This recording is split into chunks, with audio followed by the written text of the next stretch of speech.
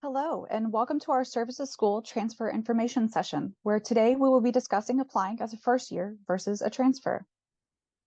Here at Services School, it's our mission to prepare transitioning military veterans for their next chapter of leadership by helping them gain admissions to the best college or graduate school possible. My name is Whitney Cason, and I am one of the Services School staff advisors. I'm a former high school and community college math instructor where I helped guide students that were applying as first years and transfers. I hold a bachelor's in mathematics and a master's in teaching math. I also recently graduated from the University of Pennsylvania's Graduate School of Education with a master's of higher ed, where I specialized in veterans in higher education. I also recently worked with both traditional and transfer admissions for the University of Pennsylvania. I happen to be a military spouse of a husband that just graduated from Princeton, is a SAC scholar, and soon to be Oxford University student. Today, we're going to discuss the difference between first year and transfer admissions. While I would like to say that there is a standard criterion for this, there is not. It depends on the school and the student. Each school sets its own standards as to what makes a student a transfer or a first year applicant. So, do you meet the requirements for first year admissions? Well, have you never taken a college class before? This does not include dual enrollment during high school. If not, could you have successfully applied after high school? Did you have a high GPA, a high class standing? Were you involved in your school? Could you take the ACT or SATs right now and score well? Yes, I know they are optional, but you may need to take them to show recent academics. You need to keep this in mind if they do take away the test optional requirements. If you said no to any one of these, then you may need to think about attending a community college to create a recent, meaningful academic footprint. There are some schools that allow students with less than 1 year of college to apply as first years, whereas there are others that say if you have taken even one college course, then you must transfer. Just remember that as a first year student, you will need to submit your high school transcripts and have at least 2 academic letters of recommendation. I also think it's important to note that less than 1% of our applicants apply as first year students. So now let's talk about the transfer application process. If you are one of those students that struggled academically in high school, or would even like to forget that high school ever happened, then you may need to consider going to a community college and transferring. Have you ever taken a college class before? As I stated before, there are some schools that if you've taken even one class, you are considered a transfer student. You need to check with your desired college to see their traditional versus transfer requirements.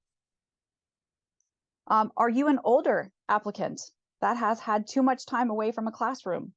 Well, a community college is a great, affordable route for you to determine if college is the right fit for you. It will also expose you to classes and topics that you may not have seen in a long time. More importantly, does your program of interest have a minimum requirement? For example, with the increased interest in computer science, some schools have created a minimum math requirement like calculus or physics. So if you don't have calculus or physics, you may need to return to the classroom and take them before you can transfer. The most important thing to remember, though, is that you need to talk to your services school staff advisor and an admissions officer at your prospective school in order to determine the best route for you. The purpose of today's presentation is just meant to empower you with the questions to ask and what information to seek to make the best decision for your future. So how can Services School specifically serve you? Well, if you're new to the process and have not done so, be sure to sign up for Services School. We will help you apply by supporting you through your application process with your personal statement and essays. We'll connect you with a peer mentorship.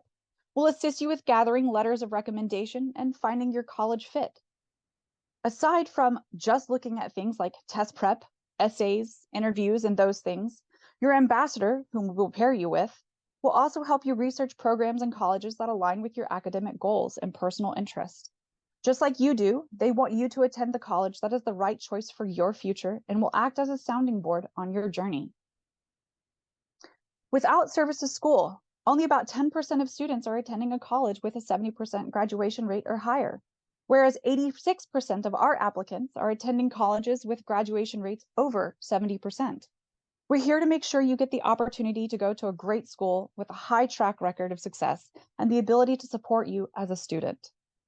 We partner with 28 academically competitive schools across the country that are seeking to grow their veteran population. At our partner schools, our applicants have an almost 59% acceptance rate, when the average acceptance rate is 17%. On average, 92% of our veterans successfully graduate from our VetLink schools, and we have seen a 68% growth in applicants to our partner schools. They want you, you just have to apply. So make sure you sign up today if you haven't done so already. Let us help you with your next steps in the process. Applications for 2024 have already opened up, so make sure you have created your account for your common application. Make sure you've added your schools of interest and you're keeping track of requirements and deadlines.